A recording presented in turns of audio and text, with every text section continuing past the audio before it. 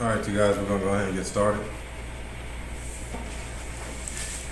Start off by saying Shabbat Shalom.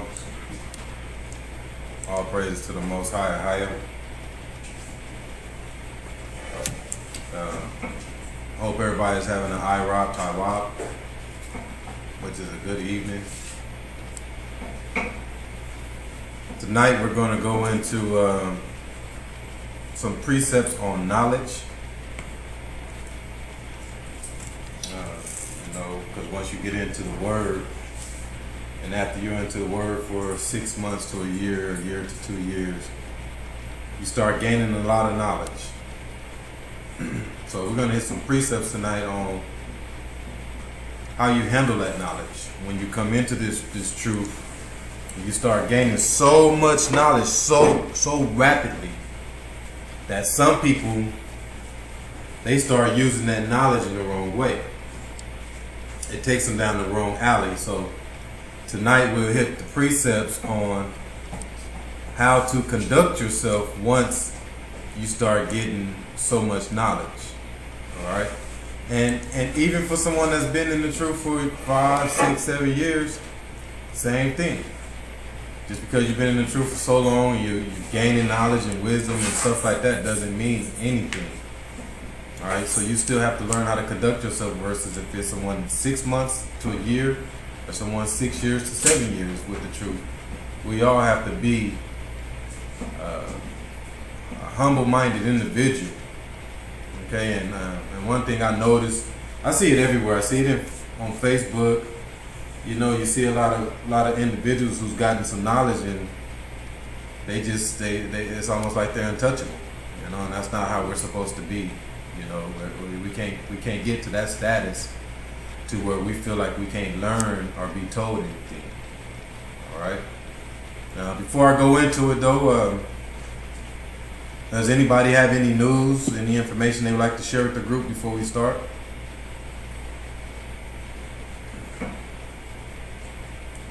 Anybody online?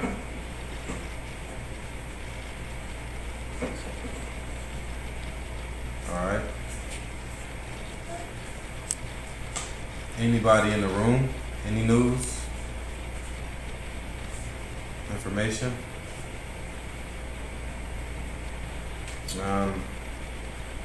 2 days ago, there was a huge explosion in China. Trying to blame it on like one of the chemical warehouses that was in the area, but did you see that explosion that they showed on the news? It was huge. It looked like a nuke had hit that place as big as that. Guys, you know, you really can't put your finger on it. But like I've been teaching over the last few months, September is right around, and I've been telling you that last week of September they got something up their sleeves. So that could have easily, I mean, when you look at it, that a practice on in, or I still don't have the numbers on how many people were killed. There's like 50 something dead like and 700. over almost 800 people injured. So that's a big number of people for a warehouse explosion. All right. Like right by it, like everything was like singed, like Yeah. it was, Yeah, everything was fried. yeah. Not even right by it, just things that were Miles away. 10 miles away was fried. That's how big this explosion was. So, you know, you guys, I don't know what they were experimenting for that to happen, but like Brother CJ showed us last week, he brought some information to us on how China is starting to pick a fight with the U.S. on all kind of levels. So it's getting closer and closer and closer, you guys, to where this is why you got to have yourself girded in the scriptures to where you're guarded and protected through the hedge of the Most High, because we don't know when it's going to happen. All right. Anybody else? Anything? All right. If not, then we'll go into the lesson. So tonight's lesson will be called knowledge. All right, and this can go both ways. You get knowledge, what do you do with it? How do you act with it? Or some people just don't have knowledge. Some people don't have knowledge at all. And honestly, 85 to 90% of Israel do not have knowledge. They don't have knowledge at all. And then people that do wake up, they don't have the correct knowledge because they're not using it properly. You can be very wise and learn a lot of stuff, but if you're not using it properly, you're still a fool. You're still nothing. Let's start off in Hosea 4:1. So tonight we'll start off in Hosea 4:1 to go into the precepts on knowledge. I was trying to wait a while because I know 3 people had told me they were going to be about 10 minutes late, but we're going to go ahead and get started. They could just catch up and get the precepts later on. Okay, all right, go ahead. All right, Hosea 4:1. Hear the word of the Lord, ye children of Israel. For the Lord hath a controversy with the inhabitants of the land, because there is no truth, no mercy, nor knowledge of God in the land. So it tells you right here that there is no truth, nor mercy, nor knowledge of Ahia in the land. And he's speaking of the land that we're in right now. There's no truth here. That's why before you was woken up, what were you doing? Ignorant things, walking in the ways of Babylon. But once you found the truth, you was able to separate yourself from that world. But the world we live in, there's no truth, there's no mercy here, and there's no knowledge of Ahia in the land. Nobody don't know who Ahia is. Only people that know who Ahia is us. And a few other people. But other than that, not many people know verse 2.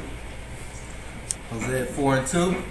By swearing and lying and killing and stealing and committing adultery, they break out, and blood toucheth blood. Therefore shall the land mourn, and every one that dwelleth therein shall languish, with the beasts of the field and with the fowls of heaven. Yea, the fishes of the sea also shall be taken away. Yet let no man strive, nor reprove another, for thy people are as they that strive with the priest. Therefore shalt thou fall in the day, and the prophet also shall fall with thee in the night, and I will destroy thy mother. My people are destroyed for lack of knowledge. Because thou hast rejected knowledge, I will also reject thee. That thou shalt be no priest to me, seeing thou hast forgotten the law of thy God, I will also forget thy children. So it says, my people are destroyed for lack of knowledge.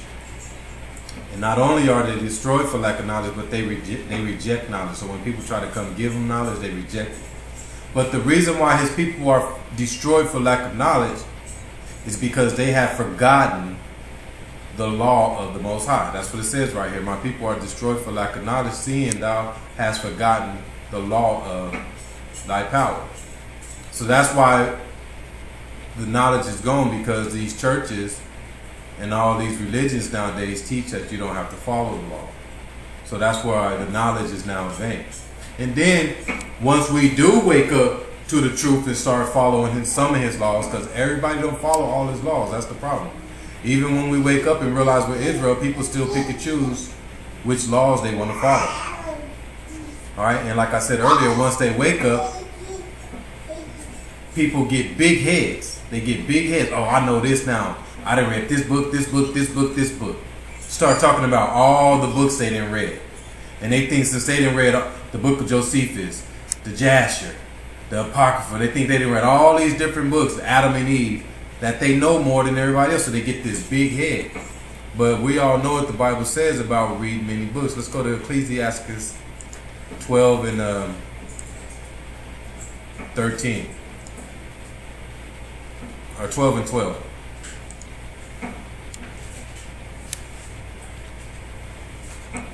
Because he says when you read too many books, it destroys you. When honestly, you shouldn't even really be reading all those books. You shouldn't even be getting to all those other books until you know all the laws. Until you done broke down all the commandments, you know every commandment one by one. Until you done broke down all the laws and you're learning all the laws and you understand them, you shouldn't even really be reading all these other books. Now it's good to go to these other books, the book of Josephus, for a reference point on something dealing with some scriptures. But why are you reading all these other books and you don't even know all the laws? Read it. We're in Ecclesiasticus 12 and 12. And further, by these, my son, be admonished.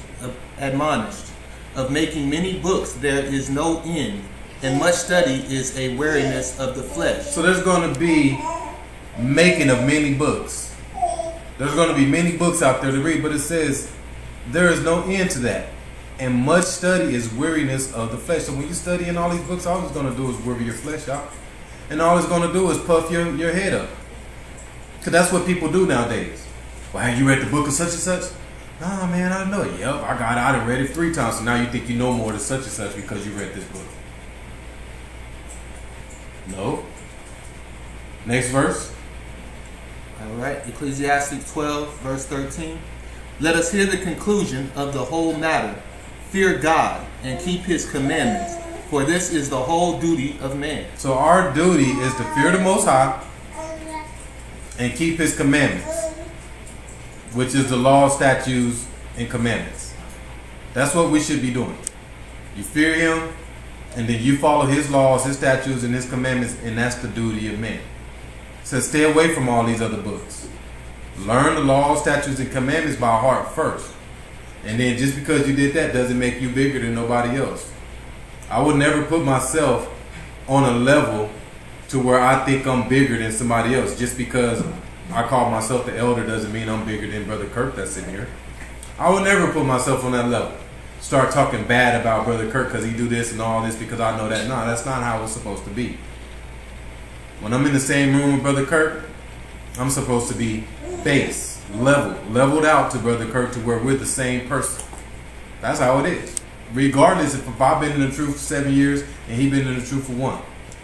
That's not how we're supposed to be with each other, but that's what we got. And when you get on YouTube and you get on the internet, you get on Facebook, this is what we have. Our people think, well, I've been in the truth this long, so I know more than you, I'm bigger than you. No. Let's go to Proverbs 16 and 5. So when people finally do get the knowledge, Most High says in Hosea 6:4-6, my people are destroyed for lack of knowledge. And then when we finally get the knowledge, we get the big head. The big head to where no one could even tell you something. That's like me being taught by somebody, waking me up to the truth. Somebody woke me up to the truth. I didn't know nothing. They woke me up and they taught me everything. Just taught me. Taught me for 4 years. And then on year number 5, this person that taught me, I won't even give them the time of day to even show me nothing because I think I know more than him now. That's not who we are, and that's not what we're supposed to be according to the scriptures. Proverbs 16 and 5. All right, we're in the book of Proverbs 16 and 5. Everyone that is proud in heart is an abomination to the Lord. Though hand join in hand, he shall not be unpunished. So it says, listen, everyone that is proud in the heart is an abomination to the Most High. And though hand join in hand, he shall not be unpunished. So this individual is going to be punished. Break down the word proud for them. All right, word proud. It's going to be H 1362, and it means lofty, high, or proud. All right, so proud is Hebrew H1362, which is gabah.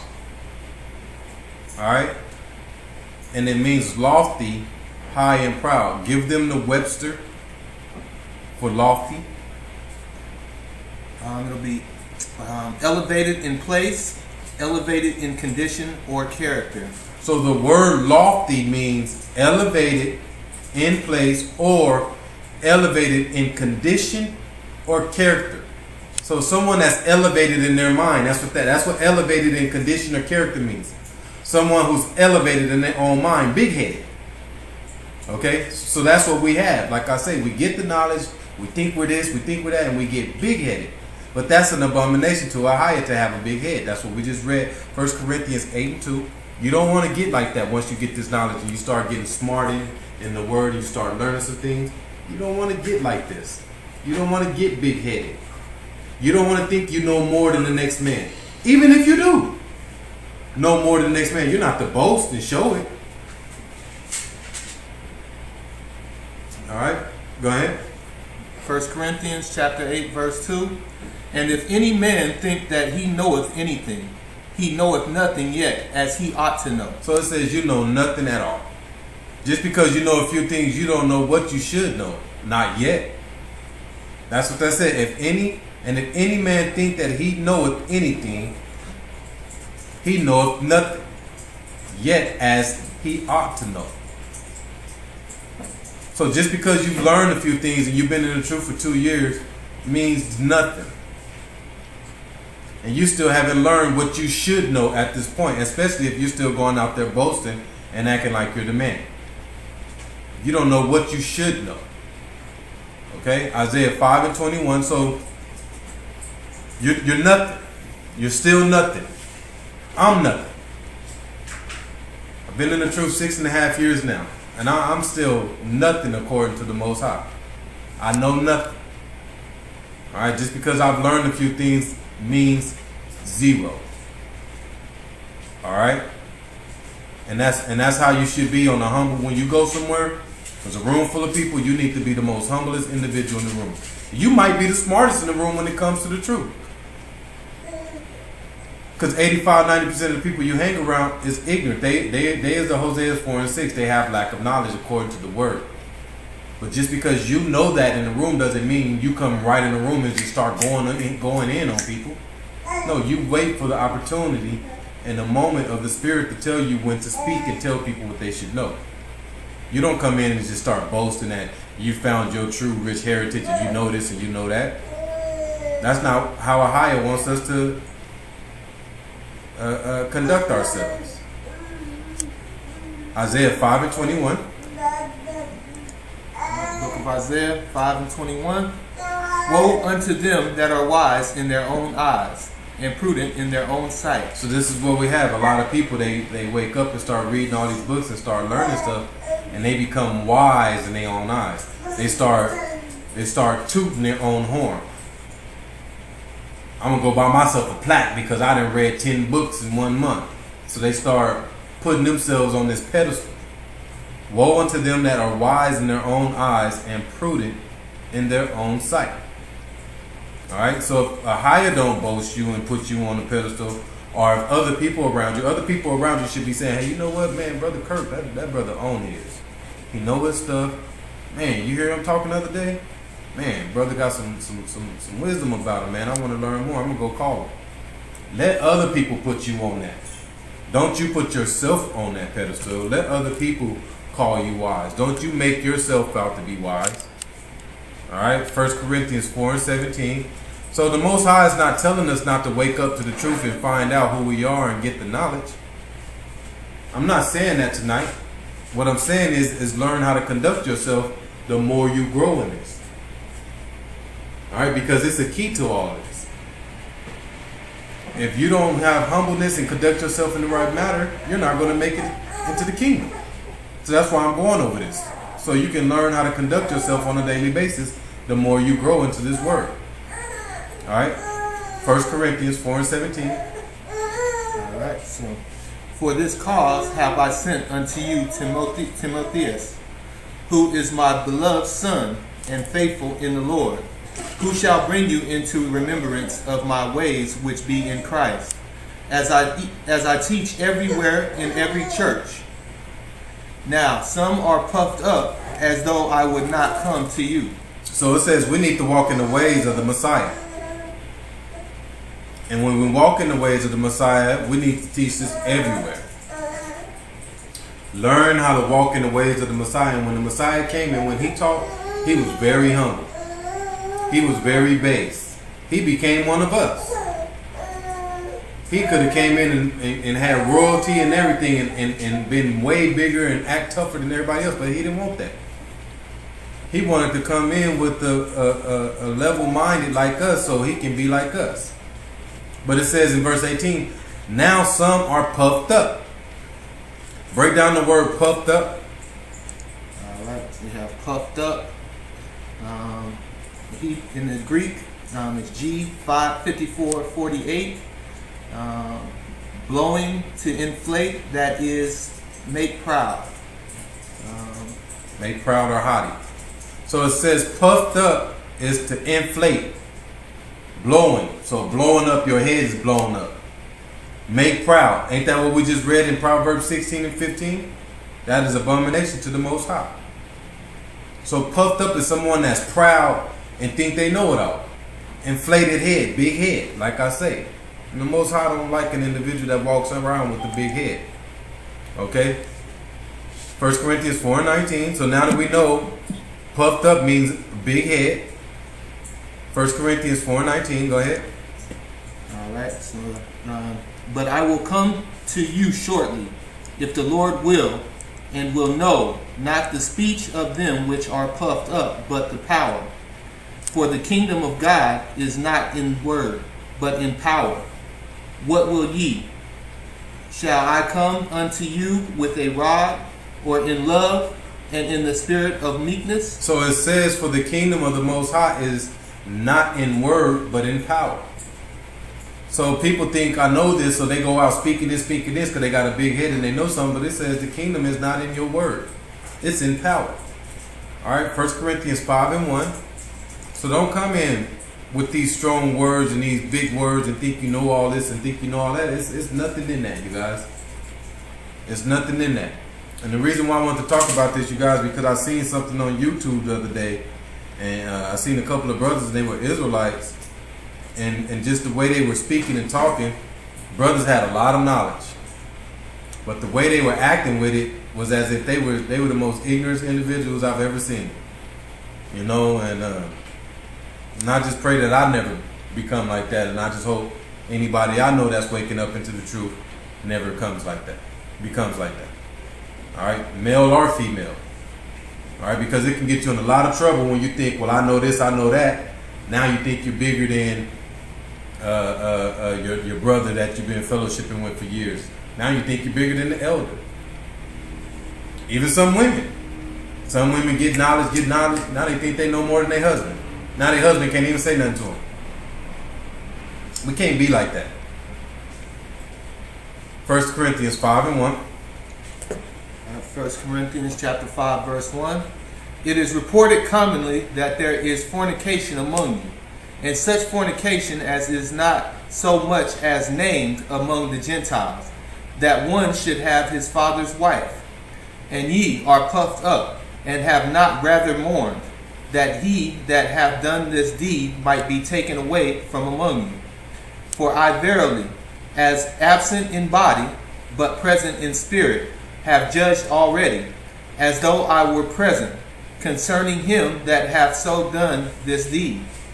In the name of the Lord Yeshua, when ye are gathered together, in my spirit, with the power of our Lord Yeshua, to deliver such an one unto Satan for the destruction of the flesh, that the spirit may be saved in the day of the Lord Yeshua. Your glorying is not good.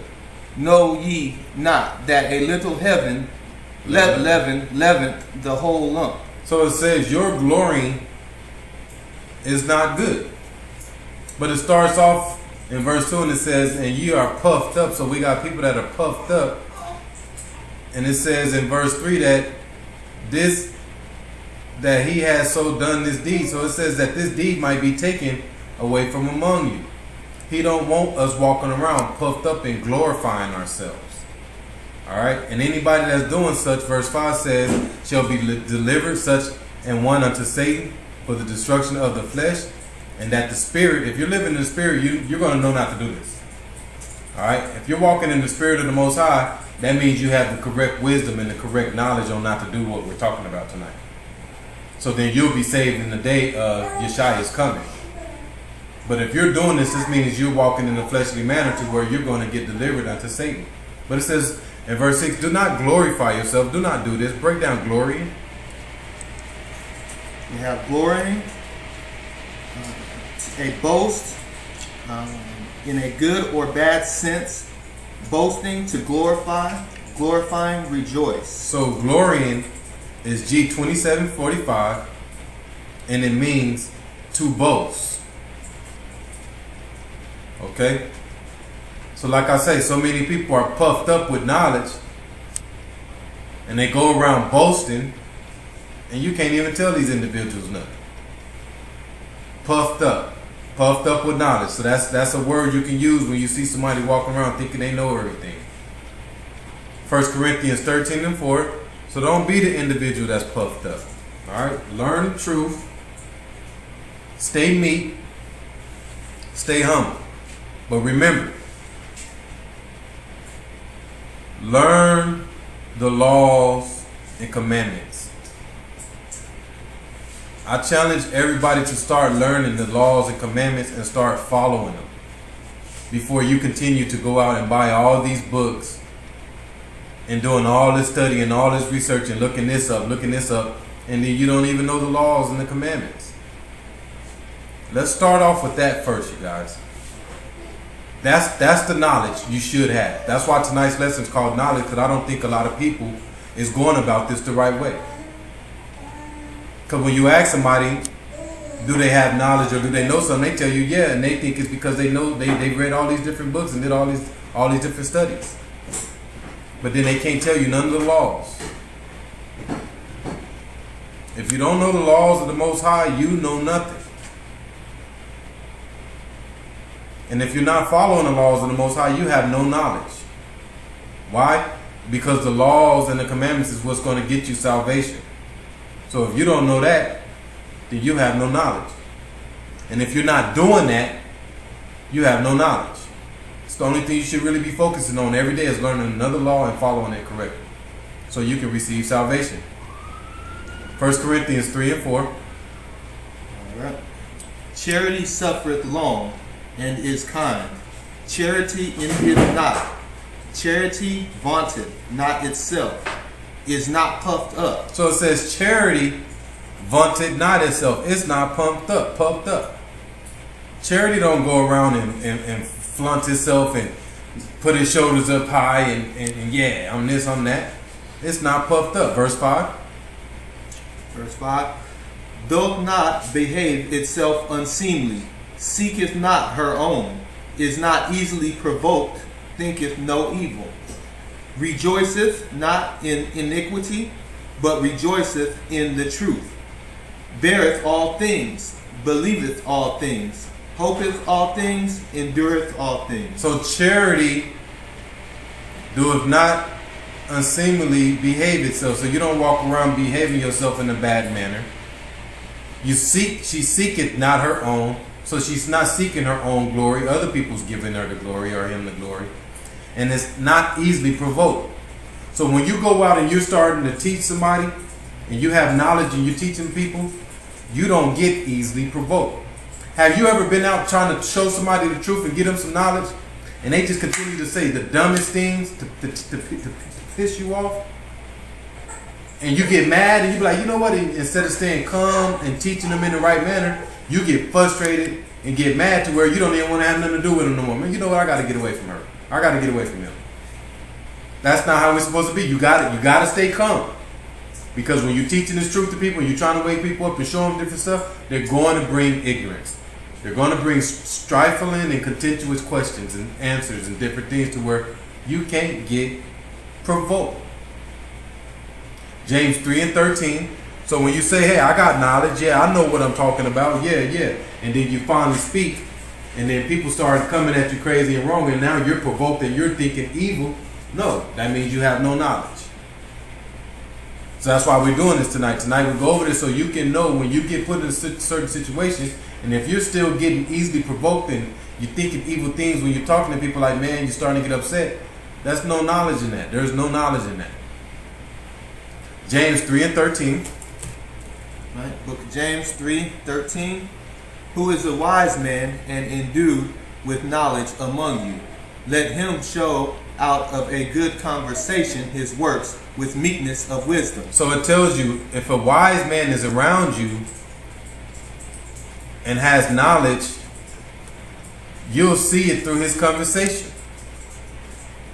You'll see it through the meekness of his body and the wisdom of his conversation. That's how you know he's had knowledge. Because you'll see it through his humbleness. He's not all agitated. He ain't all trying to talk over people and, oh, well, I know this and you don't know this, well, so you need to be quiet. No. You can tell through somebody's conversation that this dude he's wise. He's meek. He's humble. Verse 14. Verse 14, Book of James, chapter 3. But if ye have bitter envying and strife in your hearts, glory not and lie not against the truth. The wisdom descendeth not from above, but is earthly, sensual, devilish. So it says, so if you have bitterness in you and you're envying someone, all right, when you're speaking this word and stuff and you got a kind of little envy in your heart, it says this wisdom descended not from above. This is not from a higher, but this is earthly. This is flesh. That's why when we read earlier, it says these type of people will be what? Delivered to Satan for their destruction. This is devilish. Verse 16. All right. For where envying and strife is, there is confusion and every evil work. So anytime you have some type of envying or strife in the conversation, all it's going to do is bring in confusion. So if you're talking to someone and you're trying to give them some knowledge that you know, and then it turns into some strife or there any type of envying going on, all it's going to do is bring in confusion. So now you'll never be able to get down to the basics and the point to what you're trying to get to. It's just going to bring in confusion and evil work. Break down the word envying. Envying, we're in the Greek 2205. Properly heat, this is zeal. In a favorable sense, order. Ardor, in an unfavorable one, jealousy, as of a husband. So envying is jealousy. That's what envying is. People who gets jealous. We don't get jealous. You got knowledge of the Most High. You say you know some things, you don't get jealous. And not only does it say jealousy, it says jealousy as of a husband. Why does it say jealousy as of a husband? Because when you break down the law of jealousy in the Bible, it tells you that the man is the only one that can become jealous. A lot of people don't know that, but they say they got knowledge. They out here reading all these books, but they don't know the law of jealousy that's in the Bible. And the law of jealousy, the Bible says the law of jealousy is when a woman goes out and sleeps with another man outside of her husband. Now her husband has the right to be jealous. It's the law of jealousy. Break down strife. So that's why it says envying, jealousy as of the husband. Strife. All right, strife, we're in the Greek 2052. Properly intrigue, that is by implication, contention or contentious. So strife is contention, contentious. Someone that's like to contend. When we have knowledge and we go out and we speak to people and we're trying to teach, you don't contend with nobody. You don't debate back and forth. Like John Boy say, this is not a debate. This is just a relay. I'm coming to relay this truth. I'm not debating with you. I already know I got the proof. So if you know you got the proof and you got confidence in what you're saying, there's no reason to debate with somebody and contend with them. You're coming to bring the truth. Actually, let me give y'all the precept so people can see what I'm talking about. Envying, G2205 says jealousy as of the husband. That's the Strong's definition for that. Let's go to Numbers, so I can show you the precepts. Let's go to Numbers 5 and 11. So you can see why that Strong's G2205 breaks down like that. Envying means jealousy as of a husband. Numbers 5 and 11. Alright, we're in the book of Numbers, chapter 5, verse 11. And the Lord spake unto Moses, saying, Speak unto the children of Israel, and say unto them, If any man's wife go aside and commit a trespass against him, and a man lie with her carnally, and it be hid from the eyes of her husband, and be kept close, and she be defiled, and there be no witness against her, neither she be taken with the manner, and the spirit of jealousy come upon him, and he be jealous of his wife, and she be defiled, or if the spirit of jealousy come upon him, and he be jealous of his wife, and she be not defiled. So it says, if a man's wife lie carnally, which is flesh, with another man, and it be hid from her husband's eyes, and he finds out about it, then the spirit of jealousy can come among this man. Okay, now he has the right to be jealous. Okay, so that's what that means. Go and skip down to Numbers 5 and 29. So we'll skip the rest of that. If you want to read that, you can read it on your own. Go down to Numbers 5 and 29. Go ahead. In the book of Numbers, chapter 5, verse 29. This is the law of jealousy, when a wife goeth aside to another instead of her husband, and is defiled. All right, so this is the law of jealousy, is when a wife goes outside of her husband. Now her husband has the right, when he finds out about it, to be jealous. It's the only time someone can be jealous. That's why envy, in the word envying, when it broke down envy, G2205, it says jealousy as of a husband. All right, James 3 and 17. So you guys, I just like to show you proof. I just like to show you things, that way when you talk to people, you'll have the precepts to back you when you talk. That's why I went to Numbers 5, so you can have that information. All right? But a lot of people don't know that, though. And that's another thing. That's the problem with this world today. Everybody's jealous just because of anything. And it tells you right here, the only time that anybody can be jealous is if a man's wife goes outside of him. So men, if your wife never goes outside of you, you don't have no right to be jealous. And women, you just don't have the right to be jealous at all. And if you are, it's the spirit of Satan. James 3 and 17.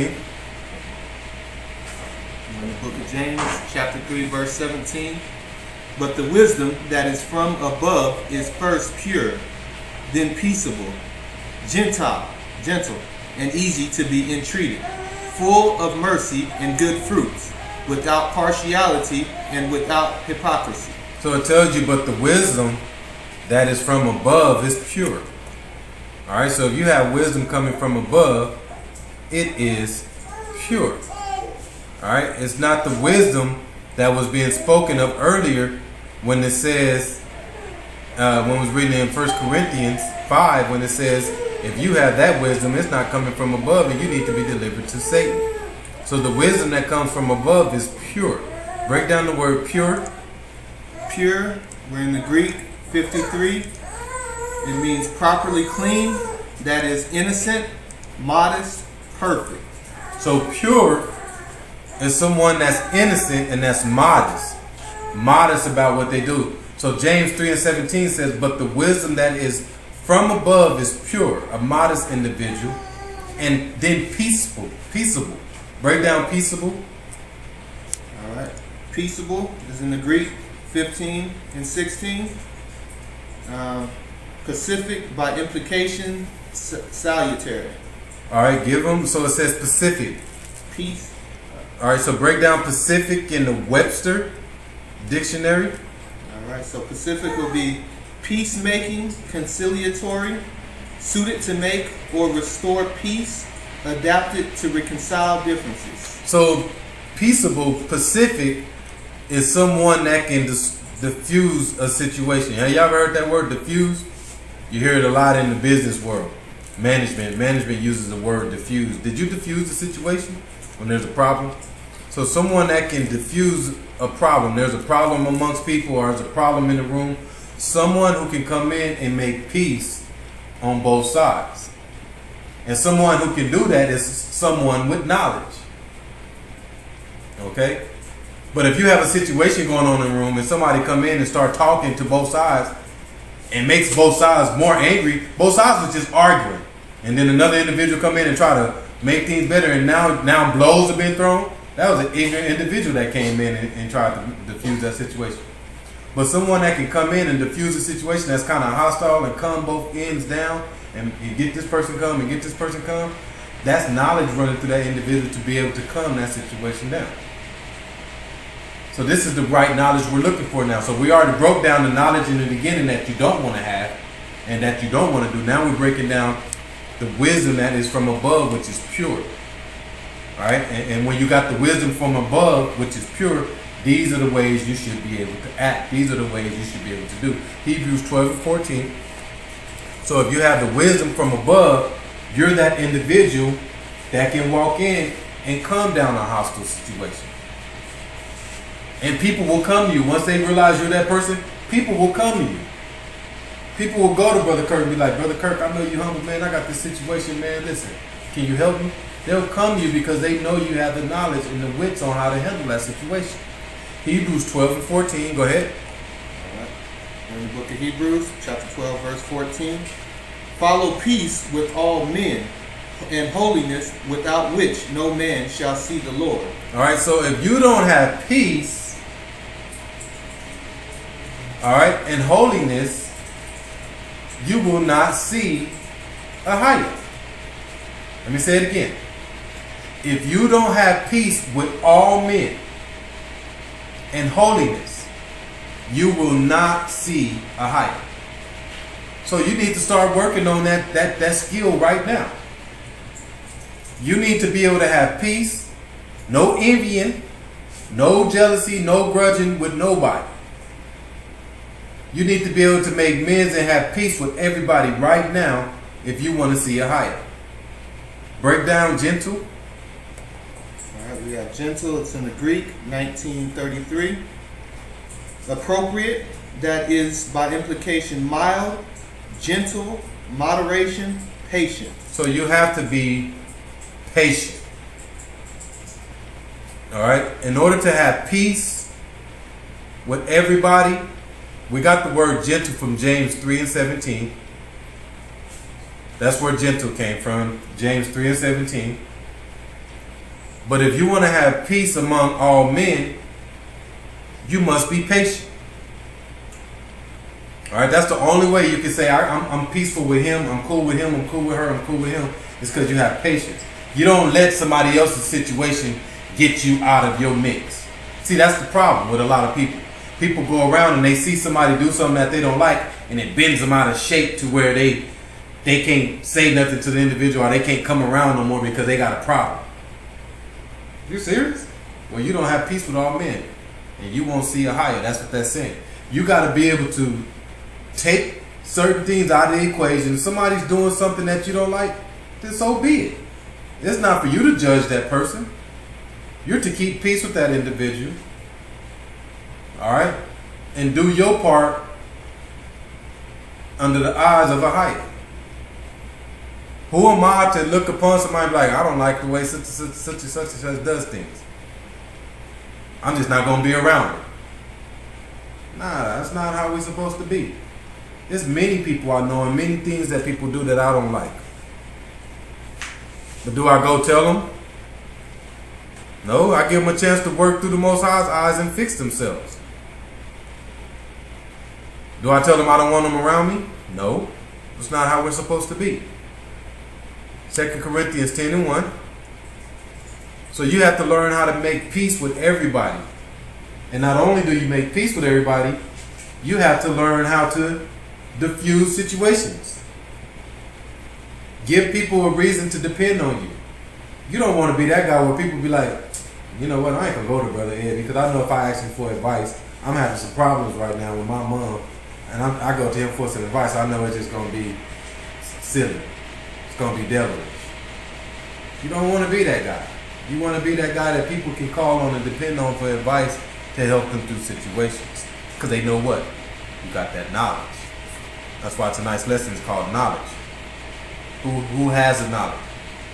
Who can actually get, after this lesson, get in the car and be like, I know anybody can call on me and ask me anything and ask for advice because they know I'm going to give them the right information. Who can literally say that?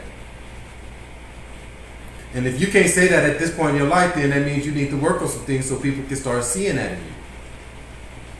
2 Corinthians 10:1. In the book of 2 Corinthians, chapter 10, verse 1.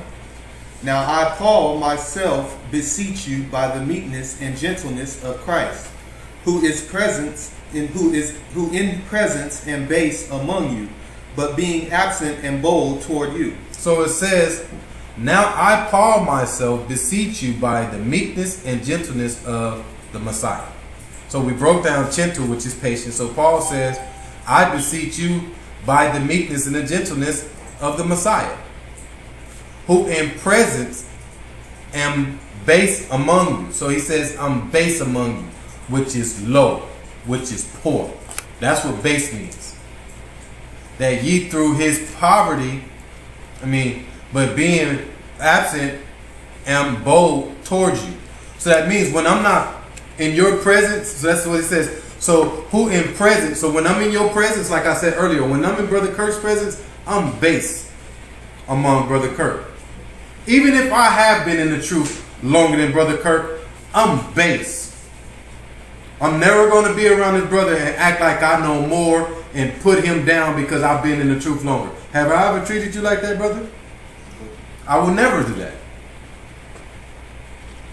If anything, I'm going to come around this ox and I'm going to come base and I'm going to let this brother flourish. I'm going to let this brother talk what he knows. There's no reason for me to try to put him down here and me up here. But when I'm not around Brother Kirk, if I'm by myself and I'm on other places, then I might have a little confidence and do what I do. But when I'm around my ox and I'm around my people, base. I'm very base. We have to be like that. Alright? Why? 2 Corinthians 8 and 9. So when you have knowledge, you don't need to be that guy that's always in the room boasting and talking. Just because I've been in the truth longer than this brother, if we're in a room full of people, doesn't mean I got to be the one up speaking and talking, yeah, this and this and this. No. If we're in the room talking and there's a new body in the room trying to learn some truth, I'm going to let the ox get him. Yeah, I'll be talking too, but I'm going to let the ox interject and say what they know to help wake this brother up. We got a new fish in the room. I'm not going to be the only brother trying to wake him up. Yeah, you need to know. No. I'm going to let all the ox in the room teach them what they need to know to help wake this brother up, because that's how it should be. 2 Corinthians 8 and 9. 2 Corinthians chapter 8, verse 9. For ye know the grace of our Lord Christ, that though he was rich, yet for your sakes he became poor, that ye through his poverty might be rich. So Yeshua, through the grace of Yeshua, even though he was rich, for our sakes, he became base. He became poor. That through his poverty, through his poorness, we was able to receive salvation, which is the kingdom. That's what rich is. So when you say that you might be rich, that means we've received the kingdom. It's not talking about richness in this flesh. When he's talking about you became rich, that you might be rich, it's talking that you now are able to have salvation, which is the kingdom, which is rich in the spirit. So Yeshua, even though he was rich, he said, hey, I'm rich. Yeshua could have told his dad, listen, I'm the man, I'm your son. You sending me down in the flesh? I want royalties. I want my feet kissed every night. I want a robe. I want gold trimming. I'm the man. He didn't say that. He didn't. When he came, he was like, make me base. Put me at a poor state to where they can become rich. Through my sacrifices, they can receive salvation. Go to Philippians 2 and 1. So through the base and the poverty of Yeshua, we was able to receive salvation. All right? But remember, earlier when I read in 1 Corinthians 4 and 17, it says that Paul said we need to remember the ways of Yeshua and teach everyone that way. That's what Paul said earlier when we read in 1 Corinthians 4 and 17. Remember the ways of Yeshua, teach his ways to everyone. So if Yeshua came at a base state, this is how you should be coming too when you come to teach and talk to people. Philippians 2 and 1. All right, we're in the book of Philippians, chapter 2, verse 1. If there be therefore any consolation in Yasha, if any comfort of love, if any fellowship of the Spirit, if any bowels and mercies, Fulfill ye my joy, that ye be like-minded, having the same love, being of one accord, of one mind. Let nothing be... So it says we need to be like-minded. Like-minded to who? Yeshaya. We need to be the same as Yeshaya when we do things. So when we go out and teach, we need to be the same way. That's why tonight's lesson is called knowledge. Because so many people get knowledge and they do it their way. They think they know it all. I'm untouchable. And that haughty way, Proverbs 16:5, is what's going to lead you to your destruction. Just because you read a few books now, and just because you know the true name of the Most High, and just because you know you're Israelite, does not mean you're bigger than somebody else. We need to be like-minded the same way as Yeshaya. Read Philippians 2:2 again. Fulfill ye my joy, that ye be like-minded, having the same love, being of one accord, of one mind. Let nothing be done through strife or vainglory, but in lowliness of mind, let each esteem other better than themselves. So other people, so when you go out and teach, you gotta esteem that this brother is better than you. Not you better than him. I'm better than this brother. I'm dressed better. I've been in the word longer, so I'm better than you. No, it says, let nothing be done through strife or vainglory, but in lowliness, in base. Paul says in 2 Corinthians 10:1, I'm base among you. But in lowliness of the mind, let each esteem other better than themselves. So I'm going to say Brother Kurt is better than me. When I'm around Brother Kurt, I'm base. I'm low. And Brother Kurt, if he's not better, he's just as good as me, if not better. That's what we should do, because that's what Yeshaya did. Verse 4. Philippians chapter 2, verse 4. Look not every man on his own things. Don't judge nobody on nothing. Go ahead. But every man also on the things of others. Uh-huh. Let this mind be in you, which was also in Yeshua. So don't judge nobody on nothing, and then don't think of yourself as anything. See, too many people, they get so highly of themselves, the only person they can think of is themselves. And they don't know how to put no one else first. They don't know how to think about nobody else. So that's why it says, look not every man on his own things. Don't be looking on your attributes. Oh, I only look at my attributes, man. I'm good on this, I need a reward. No, find a way to say that this sister need a reward for what she's doing. Find a way to give somebody else props on what they're doing. Let this be mine. Let this mind be in you. So let this be in your mind. If you say you got knowledge, this is how you conduct yourself. Verse 6. Philippians chapter 2, verse 6. Who, being in the form of God, thought it not robbery to be equal with God, but made himself of no reputation, and took upon him the form of a servant, and was made in the likeness of men. And being found in fashion as a man, he humbled himself, and became obedient unto death, even the death of the cross. So it says Yeshaya, who was being in the form of Ahiah, so he's the same as Ahiah, thought it not robbery to be equal of Ahiah. So he didn't think he was being robbed. When he was put here in the flesh, he was like, well, you robbing me, Dad. You making me be like this? He didn't think that was robbery. He wasn't like, nah, I'm the son of you. You got power. You the man making me like this. He didn't ask for that. He didn't think he was being robbed, but made himself of no reputation. So when he came, he didn't have no reputation. He could have came, the moment he came, he could have had a reputation right off the bat. This is the man. Don't touch him. Glorify him. No, he wanted to earn him his stripes. Yeshaya, when he came, he says, make me low. Make me as one of them. Make me as a servant. All right? And I was made in the likeness of man. So I want to be like them. I want to earn my stripes. Yeshaya, when he came in the flesh, he wanted to earn the respect of us. That's the only way he could get us to follow his ways and then respect Ahiah. Because if Yeshaya would have came with all this reputation and with all this glory, nobody would have followed the word and nobody would have be respecting Ahiah the way that they should right now. But since we seen Yeshaya go through so much, and now when we go through some things, we can respect our affliction. We can respect our trials and tribulations. We can respect that matter because we know Yeshaya did. But if Yeshaya didn't go through that stuff, every time we go through something, we'll be looking for a reward. Man, why am I going through this? I don't understand this. I shouldn't be going through this. I'm better than that.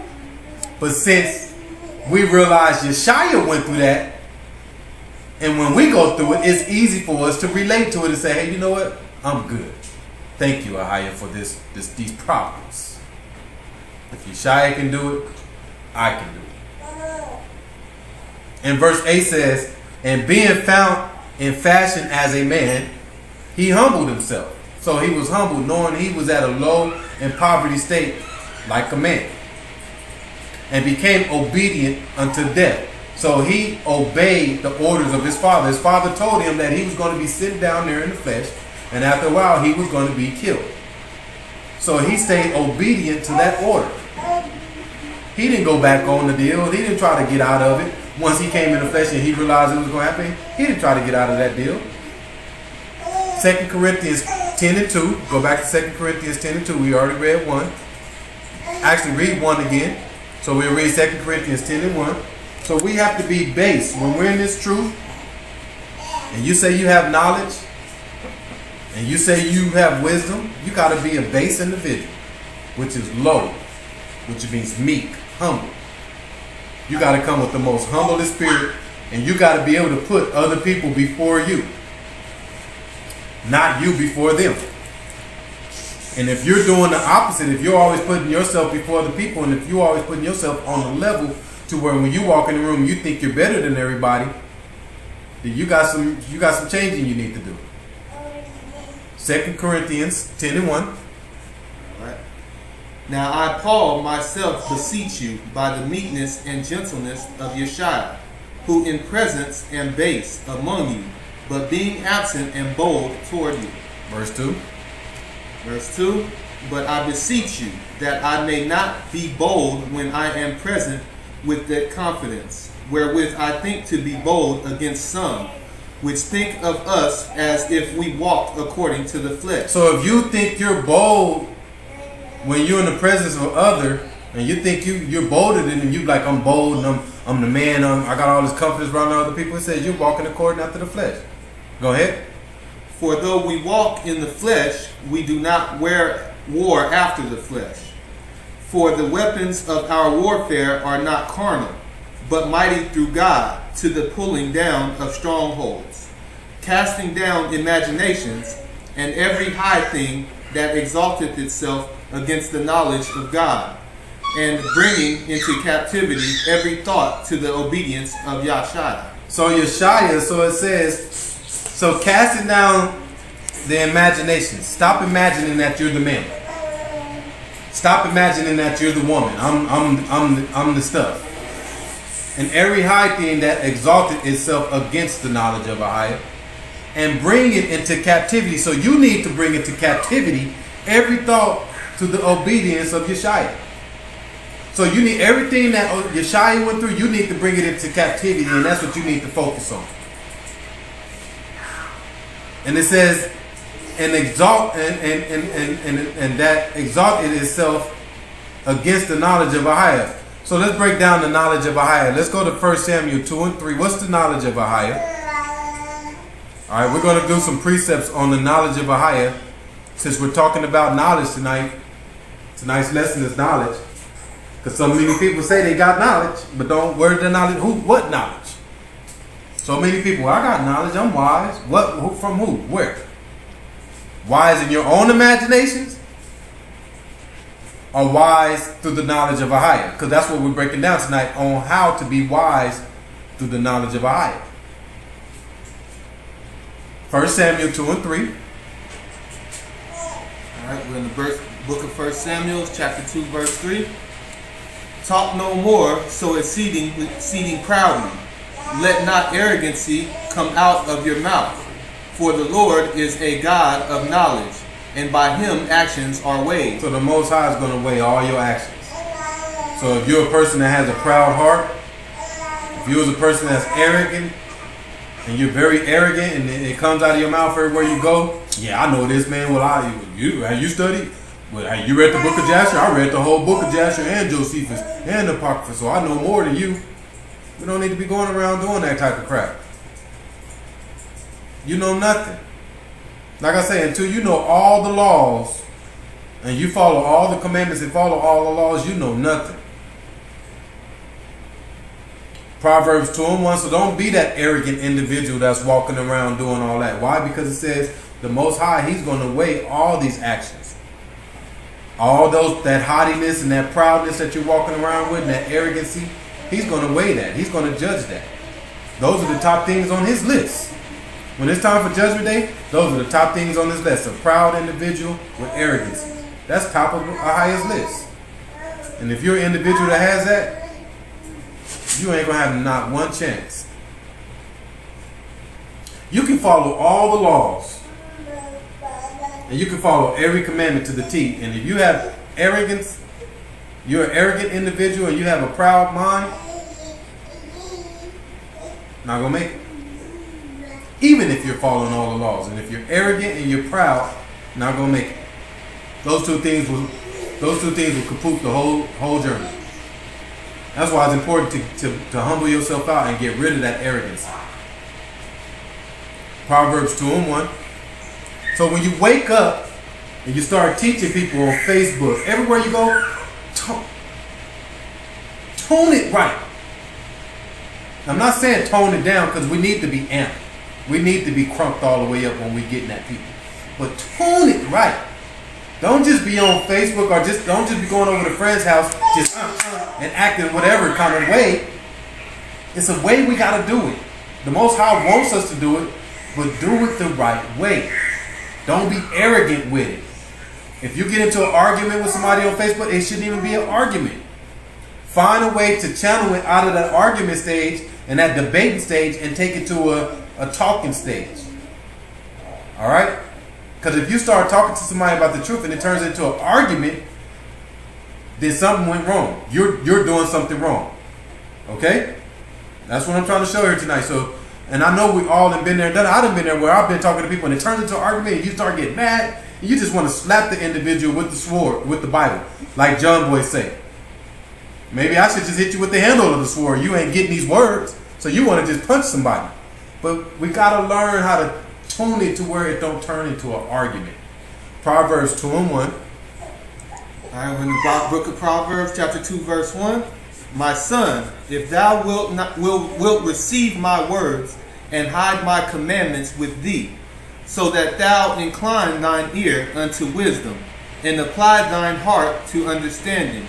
Yea, if thou criest after knowledge and liftest up thy voice for understanding, if thou seekest her as silver and searchest for her as for hid treasure, then shalt thou understand the fear of the Lord and find knowledge of God. All right, so it says, if thou wilt receive my words and hide my commandments with thee. Hide my statutes, laws, and commandments with thee. Keep them wherever you go.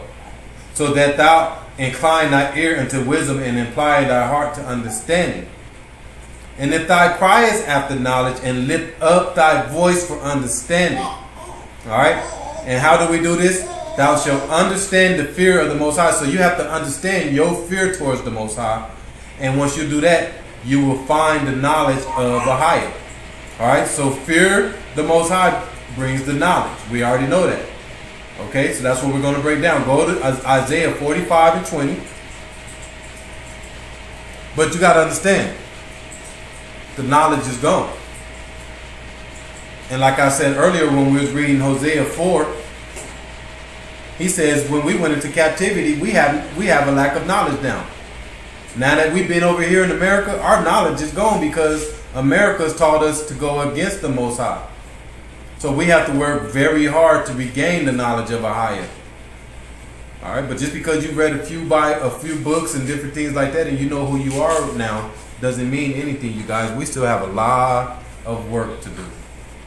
All right, and you have to understand, knowing all this knowledge and knowing who you are, yes, it's going to help you be saved.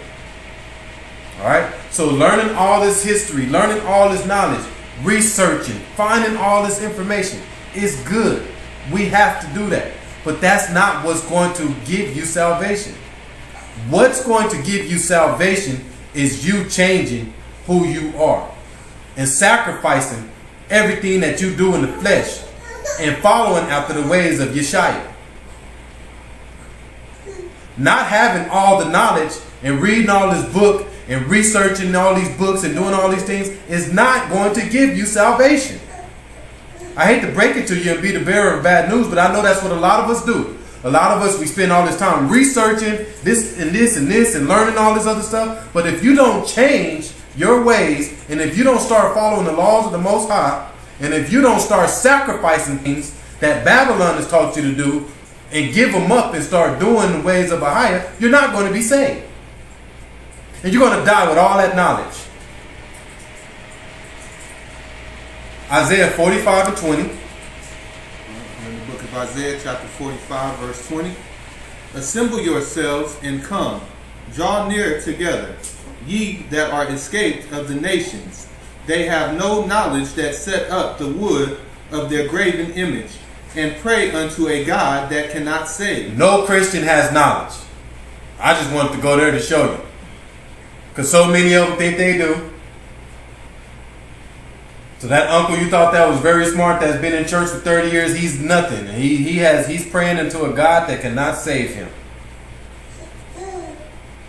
Okay? Let's get back to 1 Corinthians. Corinthians 15 and 33. 1 Corinthians 15 and 33. So you guys, y'all have to understand my passion when it comes to salvation. It really isn't. It's not about how much you know. It's about how much you change. My spirit is crying out to a lot of people because I see this. I see so many brothers and sisters who wake up to the truth and they study, they research, and they learn all this stuff, but then they don't change the proper things that they need to change to be saved. So it's almost like a waste of time. You have to do both. Research, study, learn your heritage, learn everything, but then change your ways. Seek salvation in a way that you have never thought you would seek it. Start sacrificing everything that you've done in the flesh. That's how you know. That's how you know if you're serious about salvation, because you'll start sacrificing everything you do that you know that's not right. And you'll start sacrificing everything that you like, but you know it's not right. That's how you know you're on your way. But if you can't sacrifice the things that you've done before you woke up to this truth, and if it's just that good to hold on to that thing that you just love to do so tough, salvation ain't for you then. You got to be able to sacrifice. And it can't be an issue. You can't say, all right, well, you know what? I'm going to give this up for the Most High. And then you do good for 2 months and then you go back to it. You that weak?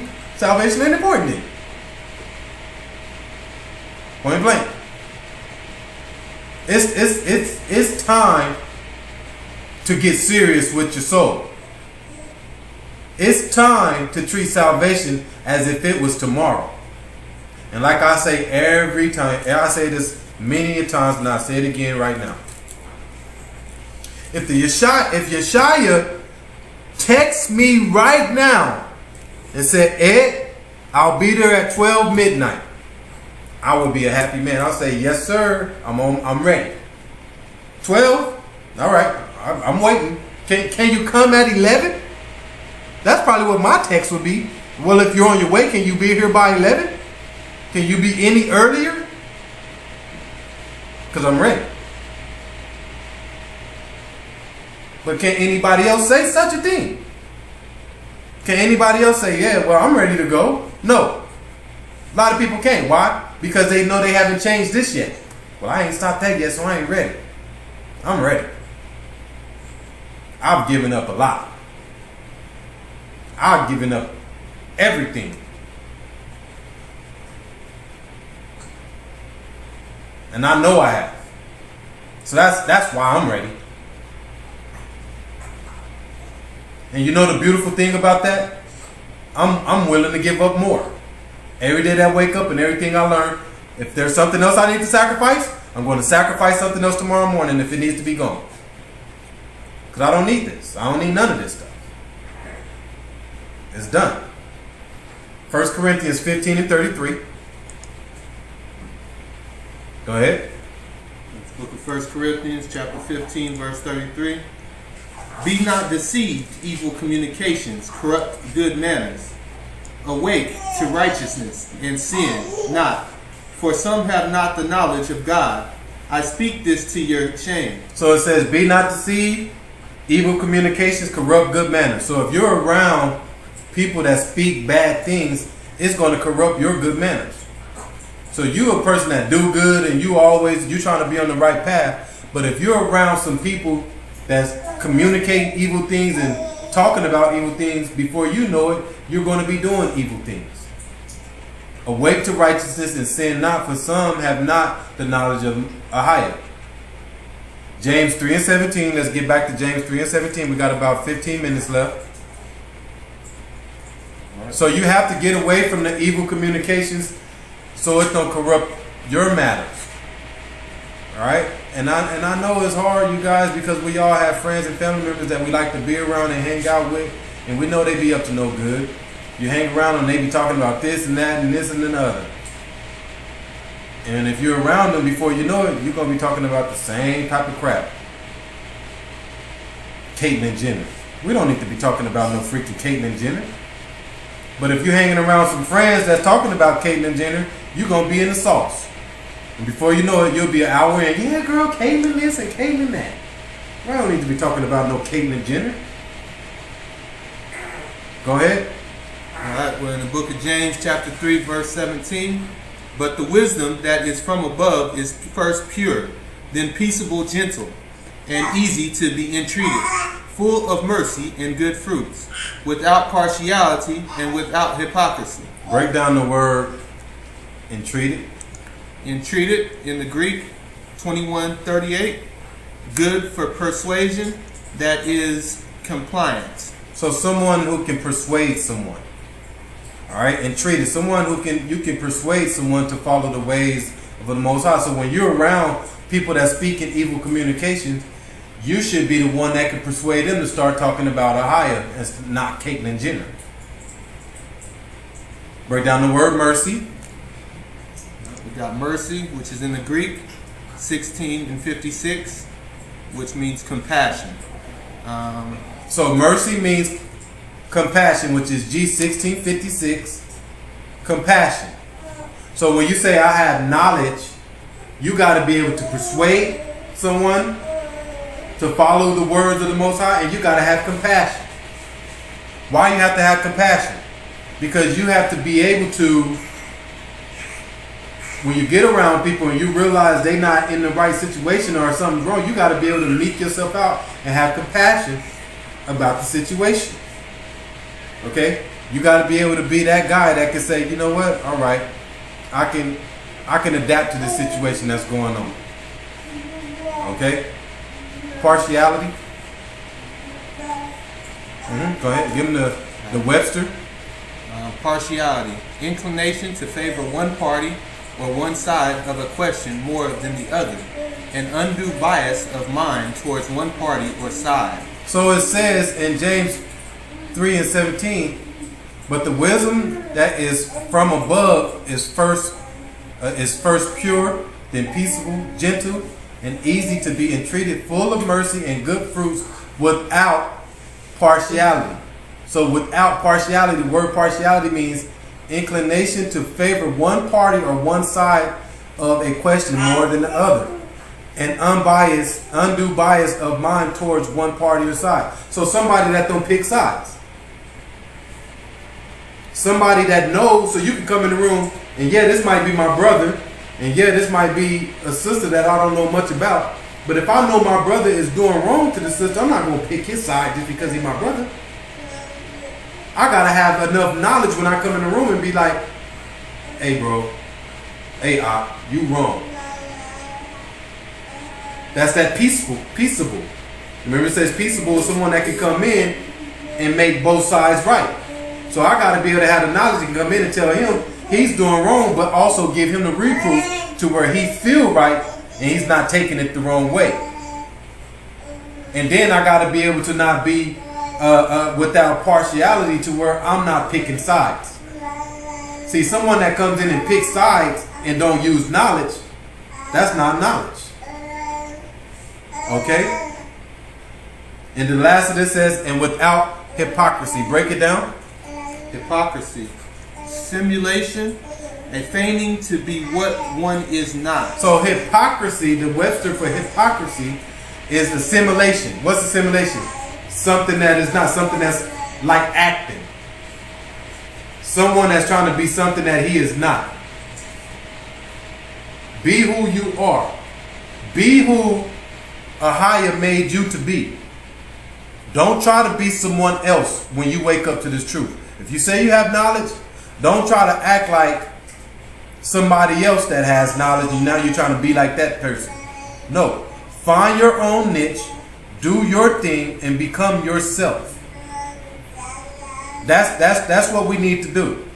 All right? And that's how you'll grow. You'll grow in the truth more and more the moment you start being yourself. But if you're trying to be like somebody else, you will never be able to grow. Why? Because you're too busy trying to be like this individual, so you can't grow. All right? James 3:18. Go ahead. All right, we're in the book of James, chapter 3 and 18. And the fruit of righteousness is sown in peace of them that makes peace. All right, let's go to Romans 2:16. We got 10 minutes. Let's get to the last of these precepts. So it says, and the fruit of righteousness is sown in peace of them that make peace. So if you sow peace, if you go somewhere and you preach peace, and if you plant peace, then peace will come.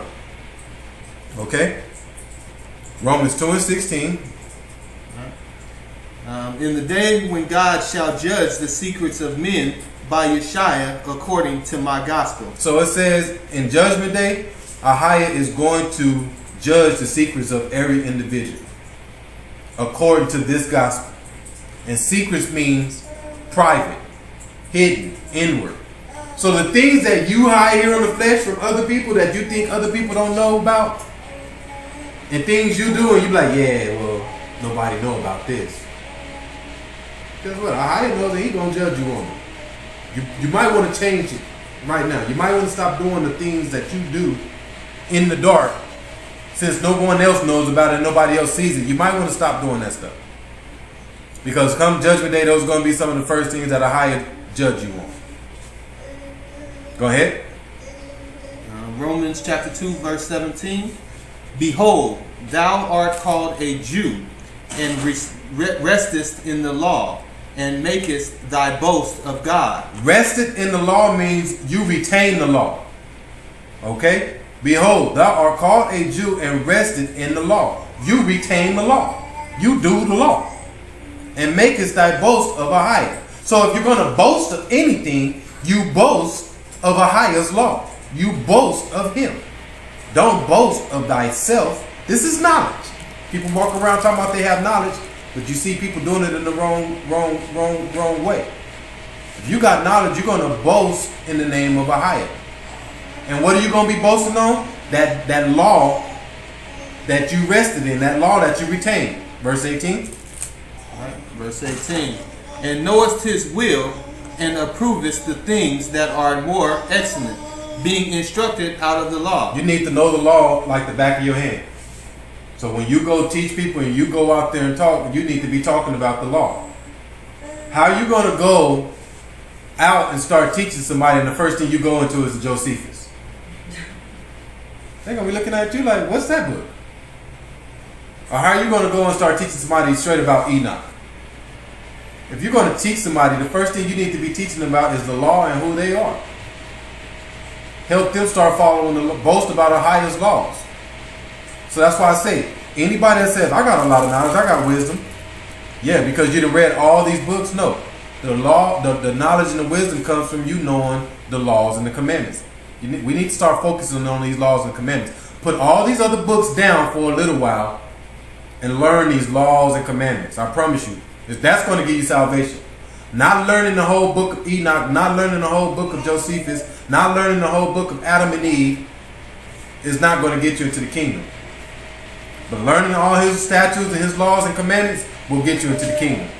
Verse 19. All right, verse 19. And art confident that thou thyself art a guide of the blind, a light of them which are in darkness. So once you get the knowledge of the law, now you can lead the blind. Verse 20. All right, 20. An instructor of the foolish, a teacher of babes, which has the form of knowledge and of the truth in the law. So you're still teaching the law. Your knowledge is coming from the truth of the law. That's why we're talking about knowledge tonight.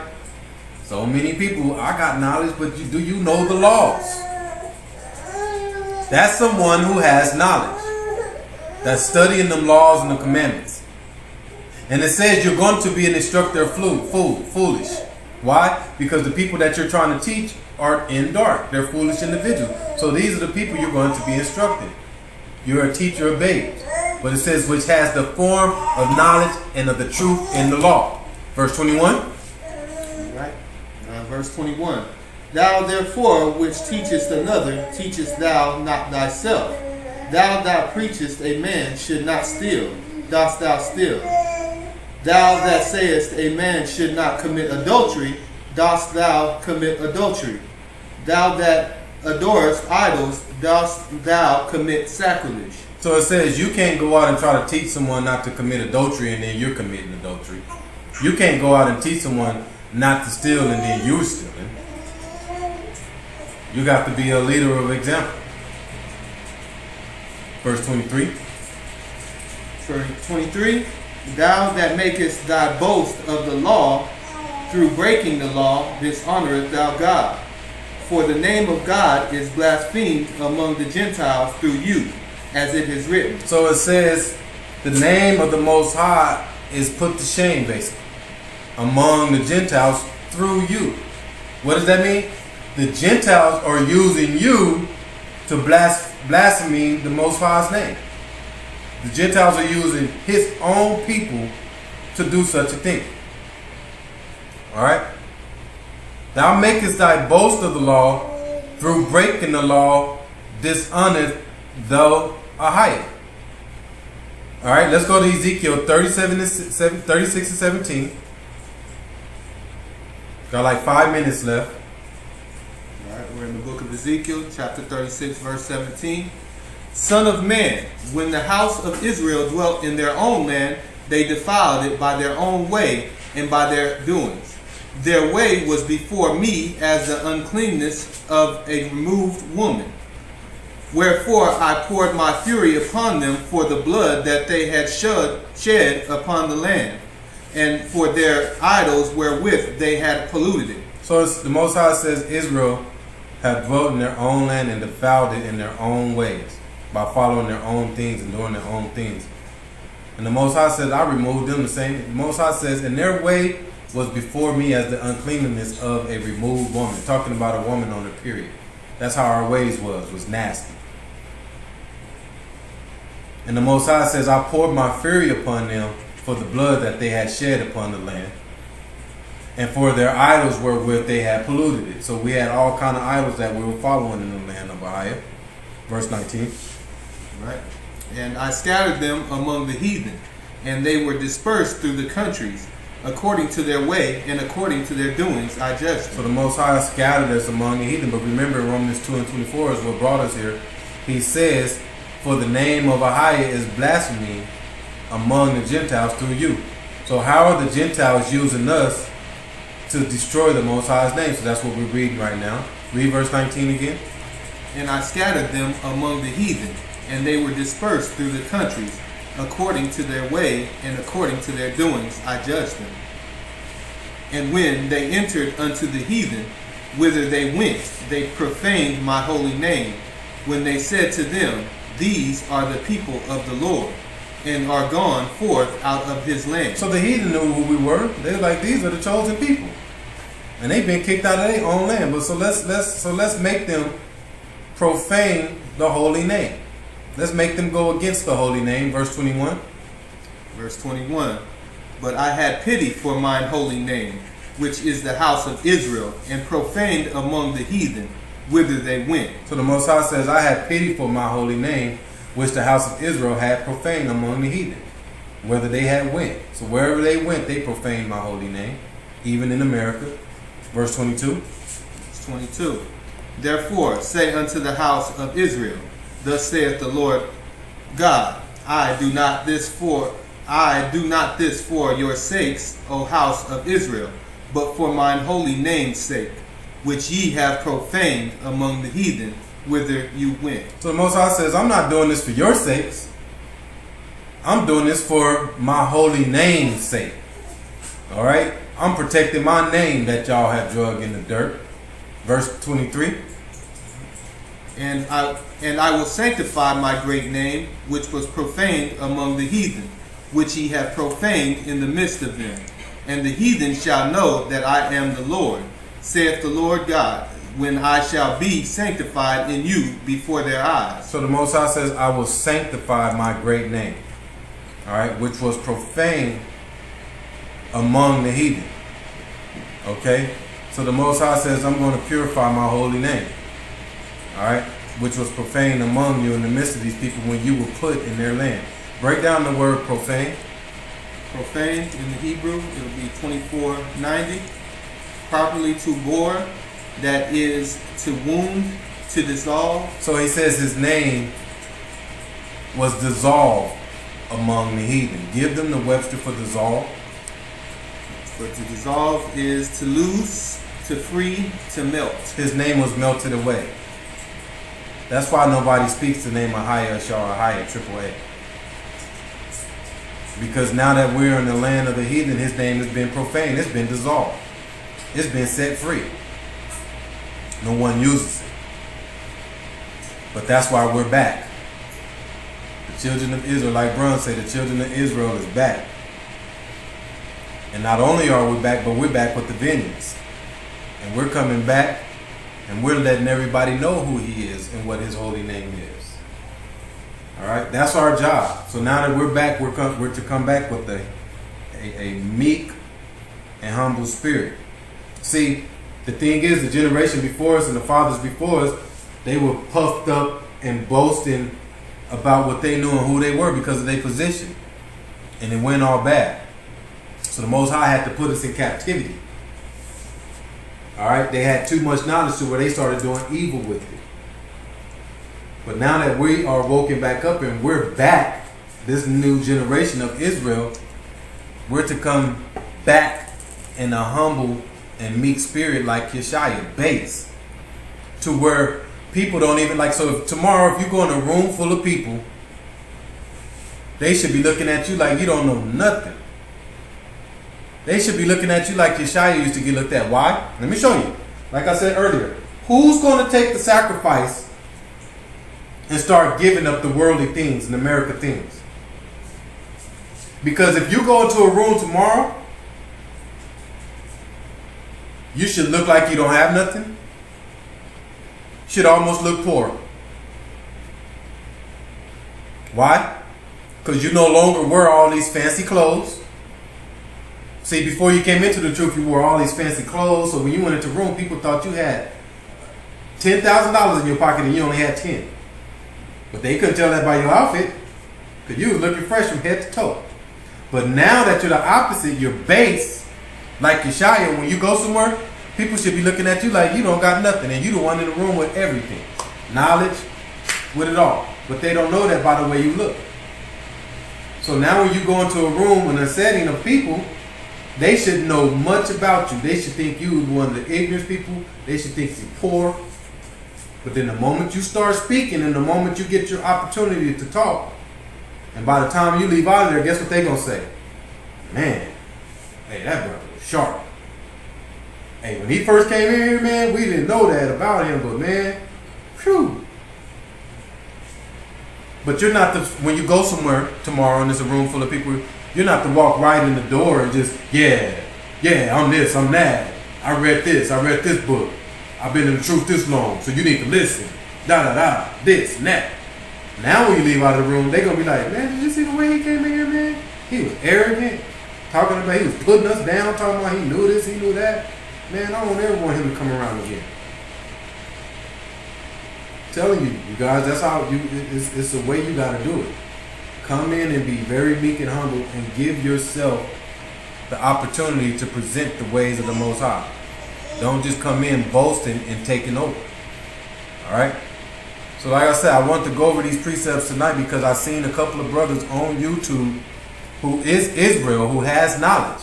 And these brothers were very knowledgeable. You can hear it in them. You can see it in them.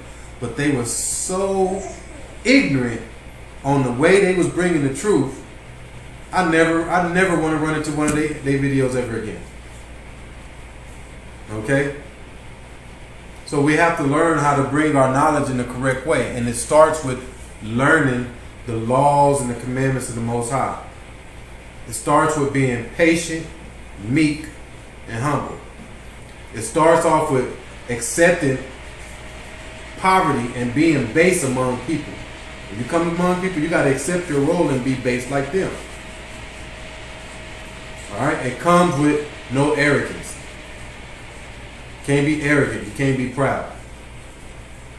So let's find a way to channel that. Alright? And so I'll put another challenge out there. I put a challenge out there on Wednesday. On Wednesday, I did the lesson. I asked the group for the next 2 weeks, once a day, go to somebody you don't know and try to do the works. Try to pitch the truth. It's time for us to do the works again. And that's what Wednesday lesson was. Is every day for the next 2 weeks, try to find somebody that you don't know and go teach the truth to and see how far you can get. Whether it's 5 minutes or 50 minutes. Just try it. And then the challenge tonight is to start trying to read on the laws on your own a little more. Start learning the laws. Start studying the laws as much as you can. Put down all these other books that you usually read on a daily basis and a weekly basis and substitute it for the laws of Ahia. All right? And with that in mind, we'll close it out. We'll say Shalom. All praises to the Most High Ahia, and we'll pray it out.